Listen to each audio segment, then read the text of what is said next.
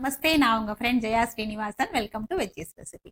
இன்னைக்கு நம்ம veggies recipe கிச்சன்ல டிஃபன், அதாவது இட்லி, தோசை, சப்பாத்தி, கட்லெட், இந்த மாதிரி எல்லாத்துக்குமே தொட்டு சாப்பிட்ற மாதிரி சூப்பரான வித்தியாசமான ஒரு சட்னி நம்ம அரைக்க போறோம். வித்தியாசம் என்னன்னா, இத்தனை நாள் வந்து நம்ம சட்னி நிறைய அரைச்சிருக்கோம். அதாவது வெங்காயம், தக்காளி, தேங்காய், பருப்பு, காய்கறி இதெல்லாம் யூஸ் பண்ணி நம்ம நிறைய சட்னி அரைச்சிருக்கோம். ஆனா இன்னைக்கு வந்து ஒரு பழத்தை யூஸ் பண்ண ஒரு சட்னி அரைக்க போறோம். செம்ம சூப்பரா இருக்கும், செம்ம டேஸ்டா இருக்கும், நல்லா வந்து ஸ்பைசியா இருக்கும். குழந்தைங்க பழம் சாப்பிட மாட்டேங்கிறாங்களே, இதுவும் ஒரு ஆப்ஷன் அவங்களுக்கு பழத்தை சாப்பிட வைக்கிறதுக்கு. ஃபர்ஸ்ட் டைம் சேனலை பார்க்குறீங்கன்னா ப்ளீஸ் சப்ஸ்கிரைப் பண்ணுங்க. பெல் ஐக்கானை கிளிக் பண்ணி ஆல் ஆப்ஷன் கொடுத்துட்டீங்கன்னா நான் போடக்கூடிய எல்லா வீடியோஸும் குயிக்காக வந்து உங்களுக்கு ரீச் ஆகும். வாங்க ஈஸியாக இந்த சட்னி எப்படி பண்ணுறதுன்னு பார்க்கலாம். இந்த சட்னி அரைக்கிறதுக்கு மிக்ஸி ஜாரில் 2 பல்லு பூண்டு, 1/2 இன்ச் இஞ்சி தோல் சீவிட்டு இது மாதிரி கட் பண்ணியிருக்கேன், இதையும் ஆட் பண்ணிக்கலாம். 4 பச்சை மிளகாயை இது மாதிரி 2ஆக உடைச்சிருக்கேன். மிக்சியில் அரைக்கிறதுக்கு ஈஸியாக இருக்கும் இல்லையா, அதனால் இதையும் ஆட் பண்ணிடுவோம். காரம் அதிகமாக தேவைன்னா நம்ம கூட ஆட் பண்ணிக்கலாம். ஒரு கைப்பிடி அளவுக்கு கொத்தமல்லி, ஒரு பாதி மூடி லெமன், இதை வந்து ஜூஸ் புழிஞ்சிடலாம். இந்த சட்னிக்கு தேவையான அளவு உப்பு. இதை எல்லாத்தையும் நல்லா நைஸாக அரைச்சி எடுத்துப்போம். பாருங்கள், கொஞ்சமாக தண்ணியை ஊற்றி நல்லா நைஸாக அரைச்சாச்சு. இந்த சைஸில் 2 கொய்யாப்பழம் எடுத்துக்கலாம். ரொம்ப பழுத்ததாகவும் இல்லாமல் ரொம்ப காயாகவும் இல்லாமல் இருக்கணும். இதை இப்போ கட் பண்ணிவிடுவோம்.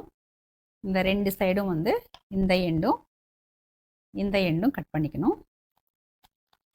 இந்த மாதிரி பீசஸாக கட் பண்ணிவிட்டு இந்த விதை இருக்கு இல்லையா, இந்த போர்ஷனை மட்டும் நம்ம எடுத்துடலாம்.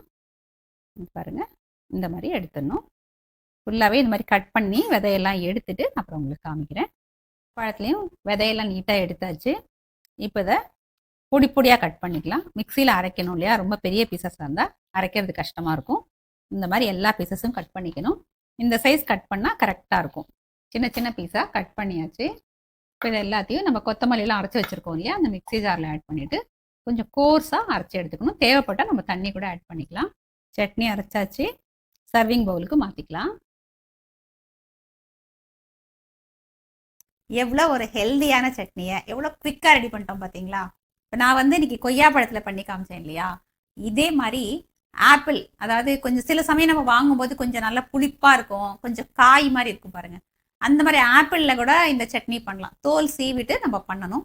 அதே நேரம் பைனாப்பிள் இருக்கு இல்லையா, அது கொஞ்சம் பிளான்ச் பண்ணிவிட்டு அதுக்கப்புறம் பண்ணணும். பண்ணும்போது ரொம்ப நல்லாயிருக்கும்.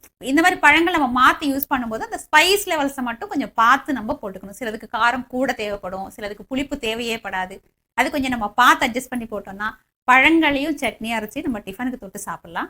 நம்ம இப்போ இந்த கொய்யாப்பழ சட்னியை டேஸ்ட் பண்ணி பார்த்துடலாம். செம்ம டேஸ்ட்டாக இருக்கும். இது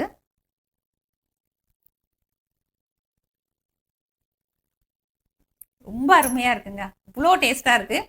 அந்த லேசாக கொய்யாப்பழத்தோட ஃப்ளேவர் இருக்குது, ஆனால் இல்லாத மாதிரியும் இருக்குது. இந்த சட்னி நீங்கள் கண்டிப்பாக ட்ரை பண்ணுங்கள், மிஸ் பண்ணவே பண்ணாதீங்க. ட்ரை பண்ணி பார்த்துட்டு எப்படி வந்தால் எனக்கு கமெண்ட்டில் சொல்லுங்கள். லைக் பண்ணுங்கள், உங்கள் ஃப்ரெண்ட்ஸ் அண்ட் ஃபேமிலியோட ஷேர் பண்ணுங்கள். புது ரெசிபியோட நாளைக்கு நான் உங்களை மீட் பண்ணுறேன். தேங்க்ஸ் ஃபார் வாட்சிங்.